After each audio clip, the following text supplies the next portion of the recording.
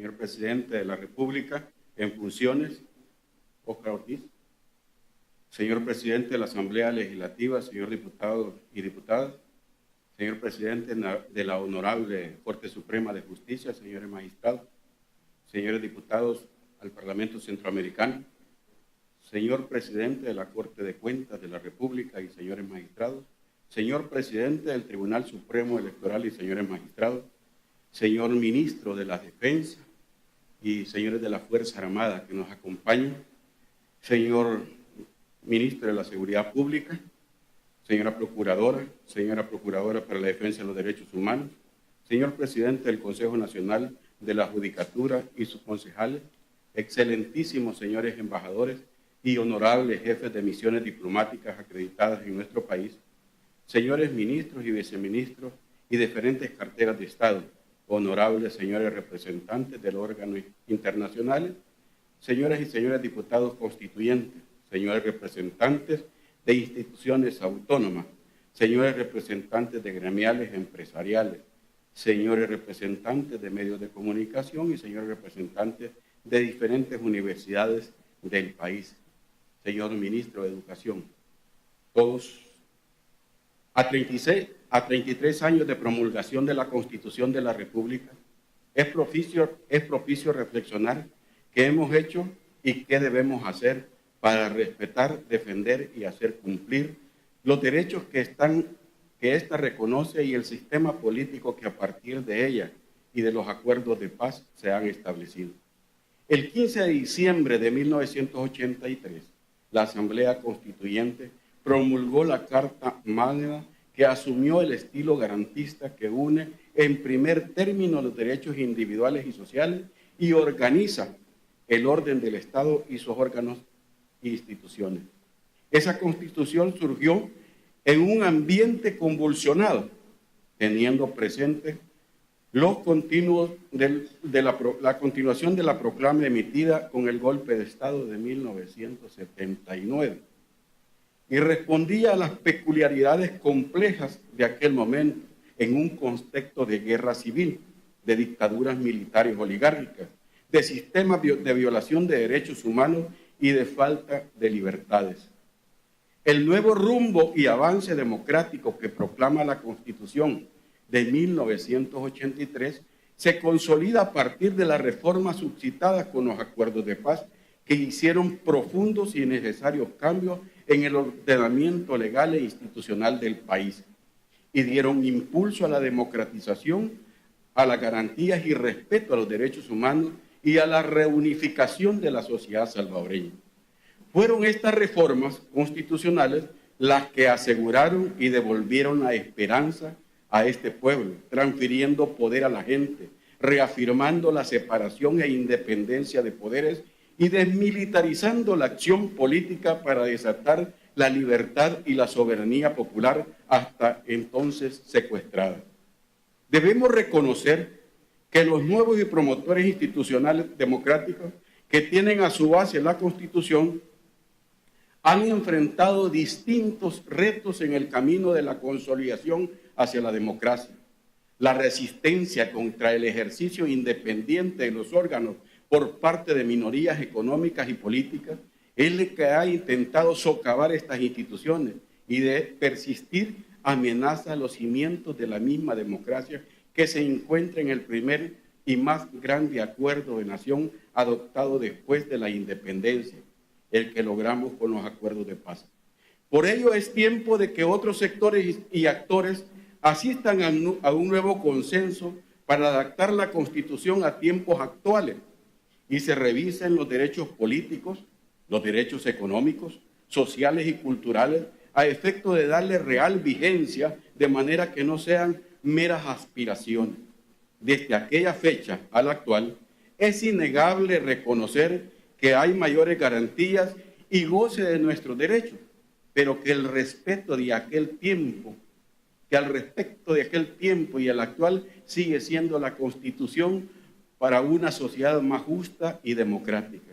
Debemos reconocer que nuestra democracia aún es frágil y enfrenta nuevos peligros, que el camino por consolidarla no está a la vuelta y que en la que falta por andar debemos superar la existencia y el poder de sectores que propugnan el retorno al pasado, donde el Estado existía en función de un pequeño grupo. Como FMLN, apostamos al trabajo de consolidar un verdadero Estado social, democrático y constitucional del derecho, donde cobre importancia una democracia que garantice a plenitud todos los derechos y donde se promueva, respete y garantice la participación, la inclusión y la equidad. Este país, que nos pertenece a todos por igual, nos demanda un futuro mejor, más humano, más democrático, donde converjan las energías populares y sociales de la nación y donde los principios fundamentales de nuestra Constitución no sean supeditados ni pisoteados por intereses mezquinos, sino al contrario, preservados y exigidos por el pueblo. Este primer órgano del Estado y los partidos políticos que en él concurrimos debemos estar comprometidos con el Estado de Derecho y con la defensa integral de la Constitución de la República. Por eso, el llamado a defender nuestra Constitución debe ser escuchado y atendido por todos y todas los sectores. Defenderla en su integridad y no solamente en aquellos que favorecen a unas minorías. Hoy cabe recordar cuando se dijo en este mismo recinto que la defensa de la Constitución no es otra cosa que la defensa del pueblo, ya que nuestra Constitución reconoce que la persona humana es el centro, es el origen y el fin del Estado. Los derechos consagrados al trabajo, al salario, a la justicia, a la salud, a la educación, deben seguir cumpliéndose a cada vez con mejores brillos. A 36 años de la vigencia constitucional y a la puerta de conmemorar 25 años de la firma de los acuerdos de paz, cobra nuevo impulso asegurar que las condiciones de bienestar en El Salvador solo se lograrán con justicia social, de modo que mientras existan violaciones a la Constitución, ese anhelo seguirá encontrándose distante. En ese sentido, para la actual legislatura continúa siendo una deuda la aprobación de reformas constitucionales de especial trascendencia, como la enmienda constitucional que reconoce el derecho humano al agua y a la alimentación. El grupo parlamentario del FMLN está listo a votar porque se cumplan estos derechos esenciales e irrefutables para la vida y esperamos la concurrencia de las demás fuerzas políticas aquí representadas. Nuestra Constitución también consagra derechos políticos inalienables, entre los cuales destaca el derecho a la participación. Y como tal es preciso que la democracia representativa sea complementada por una sociedad que participe en los procesos de consulta y de decisión.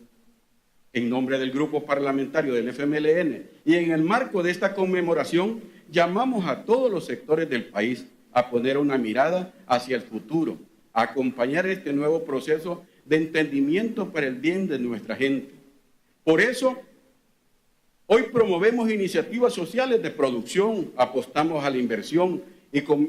en conocimiento y investigación. En esa lógica es responsabilidad de todos los actores y sectores corregir las distorsiones excluyentes del mercado y orientar la lógica de acumulación y democratización de capital conforme lo demanda la Constitución. De igual manera, mejorar la seguridad ciudadana y el combate a la delincuencia, así como la promoción del empleo decente con salarios dignos y profundizar los programas sociales.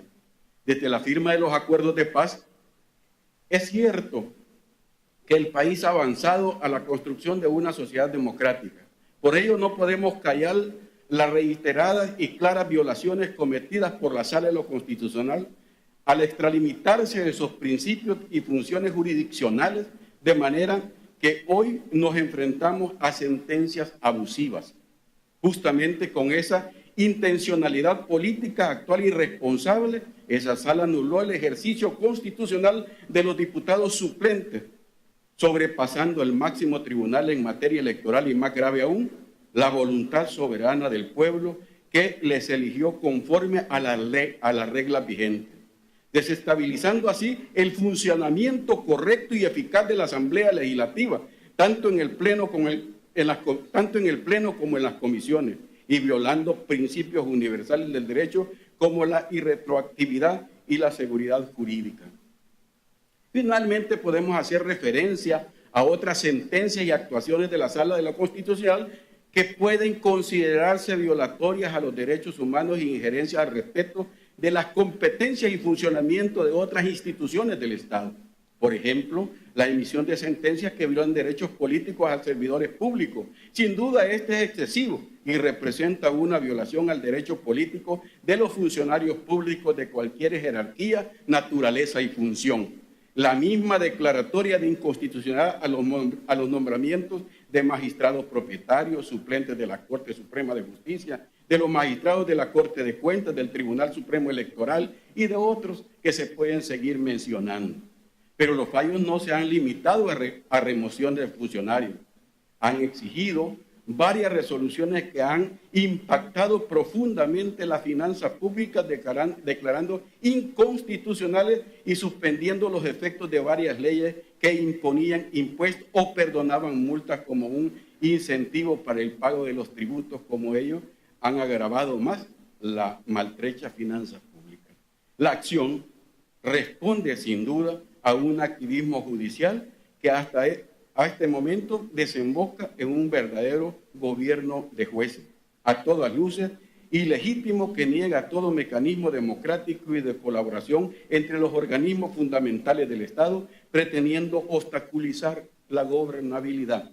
Decisiones particulares están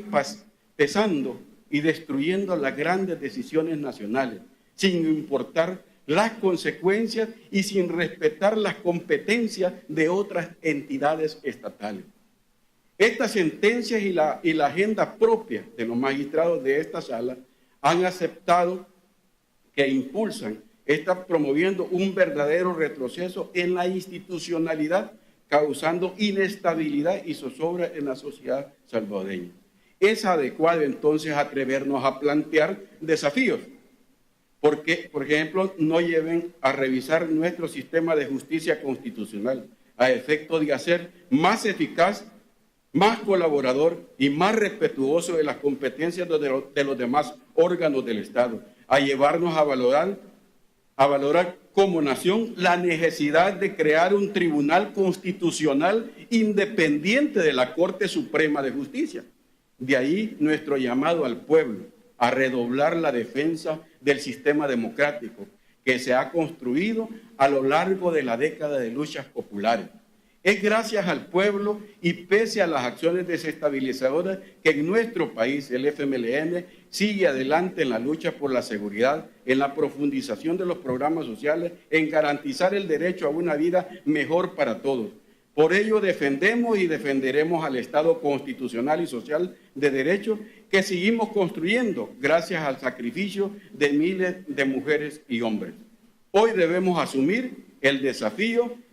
el reto por constituir la senda abierta por los acuerdos de paz en una sociedad libre y democrática, donde nadie sea excluido, donde la brecha entre los que tienen mucho y los que tienen poco se vaya cerrando, donde todos puedan gozar sin discriminación de los derechos constitucionales y donde el Estado esté realmente al servicio de la persona humana y las familias. Por eso este día es acertado reivindicar la democracia, la soberanía nacional y el derecho a lograr como pueblo para decidir sobre nuestro propio destino y progreso. Muchas gracias.